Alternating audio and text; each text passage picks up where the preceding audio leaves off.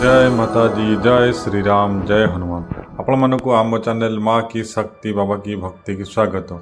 आज आम भिडियो माध्यम जाना हनुमान बाबा को आप किपर प्रसन्न करेंगे बा खुशी करेंगे आप हनुमान बाबा प्रसन्न होता है आपको क्यों क्यों संग देता ये विषय संपूर्ण भिडियो माध्यम आज आम जाना। आप जानते कि हनुमान बाबा को खुशी करने बड़ बड़ यज्ञ आप अधिक पूजा पाठ आवश्यक ना केवल दरकार तो सत्य शुद्ध मन भक्ति एवं विश्वास एवं भरोसा।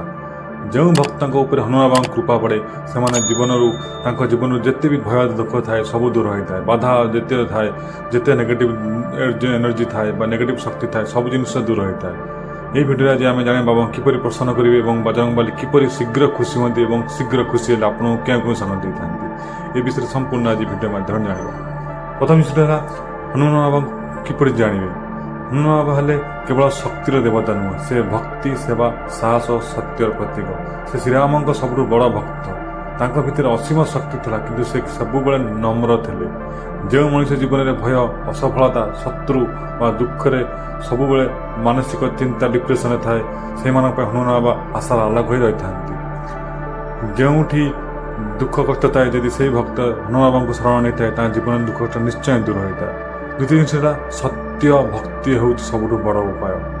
बहुत लोक भावती बड़ बड़ पूजा पाठ 2-4 घंटा अधिक दिन सारा पूजा पाठ यदि करी अधिक धूप दीप अधिक दामिका भोग प्रसाद यदि भगवान को देवी तेल भगवान खुशी हो जाते। किंतु हनुमान बाबा को सबुठ अधिक पसंद है सत्य निष्ठावरा भक्ति और विश्वास। यदि आपण मन शुद्ध होता है यदि आपण कार खराब चिंता चाहूना आप सत्यर पथ चलुँच देखिए बाबा निश्चय आपको रक्षा करेंगे। निश्चय आपन दुख कष्ट निश्चय शुणी था। हनुमान बाबा प्रसन्न करें सब सहज और शक्तिशाली उपाय हूँ हनुमान चालीसा प्रतिदिन पाठ। प्रतिदिन सकाଳେ सन्धार जदि आप भक्तिर भावर सह हनुमान चालीसा पाठ करती तेल आपको बाबा निश्चय प्रसन्न होता है। यह एक मंत्र नुह यह दिव्य शक्ति। जो घर नियमित हनुमान चालीसा पाठ हुए सेटार नेगेटिव शक्ति केवे रही पारे ना। प्रतिदिन नियमित हनुमान चालीसा पाठ करने द्वारा देखिए आपण मनरू ऑटोमेटिक धीरे धीरे सब भय दूर होता है। मन शांत रहे और आत्मविश्वास सब बढ़ी था। जीवन में नुआ शक्ति निश्चय आपको देखा जाता है। अन्य विषय आप मंगलवार शनिवार विशेष पूजा व विशेष महत्व। मंगलवार शनिवार है हनुमान बाबा प्रिय दिन भी धरा जाए किंतु प्रत्येक दिन बाबा आप डाक शुणती किंतु हनुमान बाबा बार है मंगलवार और शनिवार। यदि यही दिन आप किसी कम करते बाबा आप प्रसन्न होता से सब कार्यगुड़ी कौन कौन। प्रथम जिनस से दिन आप निश्चय बाबा मंदिर जाए बाबा दर्शन करूँ। पाखे जेकोसी मंदिर आप मंदिर जाए बाबा दर्शन करूँ। सिंदूर चमेली तेल जब बाबा को चढ़ेबे ताले बाबा आप प्रसन्न होता है। लड्डू भोग कि गुड़ चना प्रसाद आपरे और आप प्रतिदिन हनुमान चालीसा पाठ पढ़ा सह भगवान श्रीराम नाम जप कि श्रीराम स्तुति पढ़ी पारे। कि आप मंगलवार शनिवार बाबा दर्शन कर बाबा को लड्डू चना चढ़ाया सह सिंदूर चढ़ाई था बाबा आप प्रसन्न होता है। कारण यही दिन जब आप पूजा कर जहाँ भी मंत्र पाठ करते जहाँ भी चालीसा पाठ करते अधिक फलदायी होता है। अन्य दिन मंगलवार शनिवार दिन पूजा अधिक आपको फल मिलता है। तेणु से दिन आप निश्चय बाबा भक्ति टी अधिका करूँ बाबा को प्रसन्न करने चेष्टा करूँ। अन्य जिन राम नाम जप। हनुमान बाबा खुशी कर सब बड़ उपाय महा उपाय है राम नाम। आप बाबा को भक्ति करना केवल भगवान राम को पूजा पाठ कर देखिए आप मन निश्चय बाबा शक्ति आसो निश्चय बाबा भक्ति आसो और हनुमान बाबा ऑटोमेटिक आपको पाखक निश्चय आसो स्वप्न दर्शन देवी। कारण जो श्रीराम बाबा नाम कीर्तन हुए नाम जप हुए से सब बाबा निश्चय था। जो भक्त श्रीराम नाम नेउचंदी सेमानकु हनुमान बाबा निज भक्त भाव मानी था। सका उठी आप 11 थर श्रीराम जय राम मन मन जप करती आप दिन आरंभ करते देखिए आपन जीवन आपन दिन निश्चय शांति लगे सब पॉजिटिव ऊर्जा ही आप आसता है। तेणु सब बाबा नाम नवा चेष्टा करूँ जिते भगवान का नाम ने से बाबा आप प्रसन्न होता है। अन्य जिनस ब्रह्मचर्य शुद्ध जीवन। हनुमान बाबा को सब शुद्धता प्रिय और सब आप चेष्टा करते आप सफासुतर रहा शुद्धता रहा चेष्टा करूँ। से जो मनीष खराब अभ्यास करे से बाबा के प्रसन्न होते नहीं बाबा के आसते ना। सब खराब अभ्यास दूरे रुहन चेष्टा करूँ और मिथ्या कथा मिछ कथा के क्या कहतु ना। मद माछ मांस ये सब दूर ये सब कार्य निश्चय दूर रुहतु। ये सब भोजन ये सब खाद्य निश्चय सब दूर रुहतु। केवे भी ये सब खाद्य निज ग्रहण करते ना अन्य ग्रहण करने उपदेश दिंतु ना।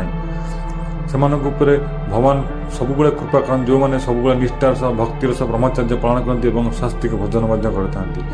ଏବଂ ପ୍ରତିଦିନ ଯଦି ବାବାଙ୍କୁ ପୂଜା ପାଠ କରୁଛନ୍ତି ତାହେଲେ ନିଶ୍ଚୟ ବ୍ରହ୍ମଚର୍ଯ୍ୟ ପାଳନ କରିବାକୁ ଚେଷ୍ଟା କରନ୍ତୁ। ନିଶ୍ଚୟ ମଙ୍ଗଳବାର ଶନିବାର ବ୍ରହ୍ମଚର୍ଯ୍ୟ ପାଳନ କରନ୍ତୁ ଏବଂ ମନରେ ସବୁବେଳେ ଶୁଦ୍ଧତା ରଖନ୍ତୁ। ଅନ୍ୟ ଜିନିଷ ହେଲା ଦୁର୍ବଳକୁ ସାହାଯ୍ୟ କରନ୍ତୁ। ଦୁର୍ବଳକୁ ସାହାଯ୍ୟ କରିବା ଅର୍ଥାତ୍ ଆପଣ ଦେଖିବେ ଯେଉଁମାନେ ଦୁଃଖ କଷ୍ଟ ପାଉଛନ୍ତି ଆପଣଙ୍କ ସାମ୍ନାରେ, ଯଦି ଆପଣ ତାଙ୍କୁ ସାହାଯ୍ୟ କରିପାରୁଛନ୍ତି ତାହେଲେ ନିଶ୍ଚୟ କରନ୍ତୁ। କାରଣ ହନୁମାନ ବାବା ସବୁବେଳେ ସେବାକୁ ବହୁତ ଭଲ ପାଆନ୍ତି। ଯଦି ଆପଣ ସତରେ ବାବାଙ୍କୁ ପ୍ରସନ୍ନ କରିବା ପାଇଁ ଚାହୁଁଛନ୍ତି ତେବେ ଗରିବ, ଦୁଃଖୀ, ଆବଶ୍ୟକତା ଥିବା ଲୋକଙ୍କୁ ନିଶ୍ଚୟ ସାହାଯ୍ୟ କରନ୍ତୁ। ଯେତିକି ସକ୍ଷମ ସେତିକି ନିଶ୍ଚୟ ସାହାଯ୍ୟ କରିବା ପାଇଁ ଚେଷ୍ଟା କରନ୍ତୁ। ସବୁବେଳେ ଭୋକିଲାକୁ ଖାଇବାକୁ ଦେବାକୁ ଚେଷ୍ଟା କରନ୍ତୁ। ପଶୁପକ୍ଷୀମାନଙ୍କୁ ଖାଦ୍ୟ ପାନୀୟ ଜଳ ଦେବା ବ୍ୟବସ୍ଥା କରନ୍ତୁ ଏବଂ ଆପଣଙ୍କଠୁ ଗୁରୁଜନମାନଙ୍କୁ ସମ୍ମାନ କରନ୍ତୁ। ବୃଦ୍ଧ ଲୋକମାନଙ୍କୁ ସମ୍ମାନ କରନ୍ତୁ। ଯଦି ଆପଣଙ୍କ ପାଖରେ ଥିବା ଘରେ ଥିବା ଗୁରୁଜନମାନେ ବାପା ମା, ଜେଜେ ଜେଜେମା, ବଡ଼ ଯାହା ବି ଆପଣଙ୍କଠୁ ଗୁରୁଜନ, ତାଙ୍କୁ ଯଦି ଅଶାନ୍ତି କରି ତାଙ୍କୁ ମନରେ ଦୁଃଖ କଷ୍ଟ ଯେତେ ବି ଆପଣ ପୂଜା ପାଠ କରନ୍ତୁ, ବାବାଙ୍କ ଆଗରେ ଭଜନ କୀର୍ତ୍ତନ କରନ୍ତୁ, ଯେତେ ମନ୍ତ୍ର ଜପ କରନ୍ତୁ, ସେସବୁ ଜିନିଷର ମୂଲ୍ୟ ଆପଣଙ୍କୁ କେବେ ମିଳିନଥାଏ। ସବୁବେଳେ ଚେଷ୍ଟା କରନ୍ତୁ ଆପଣଙ୍କ ଘରେ ଥିବା ପ୍ରଥମେ ଗୁରୁଜନମାନଙ୍କୁ ନିଶ୍ଚୟ ତାଙ୍କ ସମ୍ମାନ କରନ୍ତୁ ଏବଂ ତାଙ୍କୁ ଦୁଃଖ ନିଶ୍ଚୟ ଦୂର କରିବାକୁ ଚେଷ୍ଟା କରନ୍ତୁ। ଏହିସବୁ କାମ କରିବା ଦ୍ୱାରା ହନୁମାନ ବାବା ନିଶ୍ଚୟ ଖୁସି ହୋଇଥାନ୍ତି। କାରଣ ସତ୍ୟ ଭକ୍ତି କେବଳ ମନ୍ଦିର ନୁହେଁ, ମଣିଷ ବ୍ୟବହାର ମଧ୍ୟ ଦେଖାଯାଇଥାଏ। ଆପଣ ଯଦି ବ୍ୟବହାର ଭଲ ଥାଏ ଏବଂ ତାହେଲେ ଆପଣଙ୍କ ବାବା ଆପଣ ନିଶ୍ଚୟ ଆପଣଙ୍କ ଉପରେ ପ୍ରସନ୍ନ ହୋଇଥାନ୍ତି। ସବୁବେଳେ ଦେଖନ୍ତୁ ଭୟ ଛାଡ଼ନ୍ତୁ ଏବଂ ବାବାଙ୍କ ଉପରେ ବିଶ୍ୱାସ କରନ୍ତୁ। ଯଦି ଆପଣଙ୍କ ବାବାଙ୍କ ପୂଜା ପାଠ କରୁଛନ୍ତି ତାହେଲେ ଆପଣଙ୍କୁ ବିଶ୍ୱାସ କରିବାକୁ ହେବ, ଭରସା କରିବାକୁ ହେବ ବାବାଙ୍କ ଉପରେ। ବହୁତ ଛୋଟ ଛୋଟ କଥାରେ ଅନେକ ଲୋକ ଚିଡ଼ି ଯାଇଥାନ୍ତି, କିନ୍ତୁ ହନୁମାନ ଭକ୍ତ କେବେ ବି ଏସବୁ କରନ୍ତି ନାହିଁ ଏବଂ କେବେ ବି ସେ କୌଣସି କଥା ଡରନ୍ତି ନାହିଁ। ଯେଉଁ ମଣିଷ ହନୁମାନ ବାବାଙ୍କୁ ସତ୍ୟ ମନରେ ସ୍ମରଣ କରେ ତାଙ୍କ ମନରୁ ଭୟ ଧୀରେ ଧୀରେ ନିଶ୍ଚୟ ଦୂର ହୋଇଥାଏ। ସମସ୍ୟା ଆସିଲେ କେବେ ବି ଭାଙ୍ଗି ପଡ଼ନ୍ତୁ ନାହିଁ, ସବୁବେଳେ ବାବାଙ୍କୁ ଭରସା ରଖନ୍ତୁ। ଭାବନ୍ତୁ ବଜରଙ୍ଗବାଲି ମୋ ସହିତ ଅଛନ୍ତି, ଜୀବନରେ ଦୁଃଖ ସବୁ ଦୂର ହୋଇଯିବ। ଯେତେ ବଡ଼ ବିପଦ ଆସନ୍ତୁ ବାବାଙ୍କ ନାମ ସ୍ମରଣ କରନ୍ତୁ, ସବୁ କାର୍ଯ୍ୟ କରନ୍ତୁ, ଆପଣଙ୍କ ମନରେ ନିଶ୍ଚୟ ଅଟୋମେଟିକ୍ ବୁଦ୍ଧିବାର୍ତ୍ତା ପଳେଇ ଆସେ ଏବଂ ବାବା ଆପଣଙ୍କ ସବୁ ପ୍ରୋବ୍ଲେମ୍ ସଲ୍ଭ କରିପାରନ୍ତି। ଏବଂ ସବୁବେଳେ ମନେ ରଖନ୍ତୁ ଯେତେବେଳେ ପୂଜା ପାଠ କରୁଛନ୍ତି ଆପଣମାନେ ଯେତେବେଳେ ଦୁଃଖ ଆସେ କେବେ ବି ଭାଙ୍ଗି ପଡ଼ନ୍ତୁ ନାହିଁ। ସବୁବେଳେ ବାବାଙ୍କ ଉପରେ ବିଶ୍ୱାସ ରଖନ୍ତୁ, ଧୈର୍ଯ୍ୟ ରଖନ୍ତୁ। ବାବା ବି ଯାହା ବି କରନ୍ତି ଆପଣ କିଛି ଶିଖିବା ପାଇଁ ବା ଆପଣ କିଛି ଲାଭ ପାଇଁ ହିଁ ଆପଣ କରନ୍ତି। କେବେ ବି ବାବା ଆପଣଙ୍କୁ ଦୁଃଖ କଷ୍ଟ ଦେବା ପାଇଁ ବା ଆପଣଙ୍କୁ ହଇରାଣ କରିବା ପାଇଁ କରନ୍ତି ନାହିଁ। ତେଣୁ ସବୁବେଳେ ଭଗବାନ ଉପରେ ବିଶ୍ୱାସ ରଖନ୍ତୁ, ତାଙ୍କ କାର୍ଯ୍ୟ ଉପରେ ନିଶ୍ଚୟ ଭରସା ରଖନ୍ତୁ। ଅନ୍ୟ ଜିନିଷ ହେଲା ଆପଣ ଘରେ କ'ଣ କରିପାରିବେ। ଯଦି ଆପଣ ଘରେ ହନୁମାନ ବାବାଙ୍କ ମୂର୍ତ୍ତି କିମ୍ବା ଫଟୋ ରଖିଛନ୍ତି ତାହେଲେ ନିଶ୍ଚୟ ବାବାଙ୍କ ପୂଜା ପାଠ ପ୍ରତିଦିନ କରନ୍ତୁ।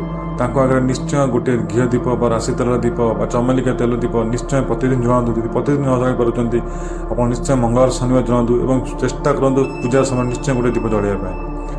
ଏବଂ ଆପଣ ଠାକୁର ଘର ପରିବେଶ ସବୁବେଳେ ସଫାସୁତୁରା ରଖନ୍ତୁ ଏବଂ ସବୁବେଳେ ପଜିଟିଭ୍ କଥା ହିଁ ଭାବନ୍ତୁ। ଯେଉଁ ଘରେ ଭକ୍ତି ଶାନ୍ତି ଥାଏ ସେଠି ନିଶ୍ଚୟ ବାବା ବାସ କରନ୍ତି। ହନୁମାନ ବାବାଙ୍କୁ ଖୁସି କରିବାକୁ ହେଲେ ଆପଣ ନିଶ୍ଚୟ ଏସବୁ କାର୍ଯ୍ୟ କରନ୍ତୁ। ଯଦି ଆପଣ ଜାଣିବାକୁ ଚାହୁଁଛନ୍ତି ବାବା ଖୁସି ଅଛନ୍ତି କି ନାହିଁ, ପ୍ରସନ୍ନ ଆପଣଙ୍କ ଉପରେ ଅଛନ୍ତି ନାହିଁ, ତାହେଲେ ଆପଣ ଦେଖିବେ ଏହିସବୁ ସଂକେତ ଆପଣଙ୍କୁ ଦେଖାଯାଏ। ମନରେ ଅଜଣା ଶାନ୍ତି ଆସେ, ଭୟ କମିଯାଏ, ଆତ୍ମବିଶ୍ୱାସ ବଢ଼ିଥାଏ ଏବଂ କାମରେ ସବୁ ବିଧା ଯେତିକ କାମରେ ବାଧା ବିଘ୍ନ ଥାଏ ସବୁ ଦୂର ହୋଇଥାଏ। ରାମ ନାମରେ ମନ ଲାଗିଥାଏ ଏବଂ ଭଲ ଚିନ୍ତା ଆସେ ଏବଂ ଅନେକ ଲୋକ ଆପଣଙ୍କ ଜୀବନରୁ ଯେଉଁମାନେ ଖରାପ ଲୋକ ବା ଆପଣ କହିପାରିବେ ଆପଣଙ୍କ ଅସଙ୍ଗତିରେ ଆପଣଙ୍କୁ ପକାଇବାକୁ ଚେଷ୍ଟା କରନ୍ତି ସେସବୁ ଜିନିଷ ଅଟୋମେଟିକ୍ ଆପଣଙ୍କ ଲାଇଫ୍ରେ ଚାଲି ଯାଇଥାନ୍ତି, ଦୂର ହେଇଯାଇଥାନ୍ତି। ତେଣୁ ଏହିସବୁ ସଂକେତ ଦ୍ୱାରା ଆପଣ ଜାଣନ୍ତୁ ବାବା ଆପଣଙ୍କ ଉପରେ ଖୁସି ଅଛନ୍ତି। ତେଣୁ ଆପଣମାନଙ୍କୁ ଯଦି ଏ ଭିଡ଼ିଓଟି ଭଲ ଲାଗିଲା ତେବେ ଲାଇକ୍, ସେୟାର, ସବସ୍କ୍ରାଇବ୍ କରିବେ ଏବଂ ଅନ୍ୟମାନଙ୍କୁ ସେୟାର କରିବେ। ତେବେ ଆଜି ପାଇଁ ରହୁଛି ଆପଣଙ୍କ ଦିନ ଭଲରେ କଟୁ। ଜୟ ଶ୍ରୀରାମ।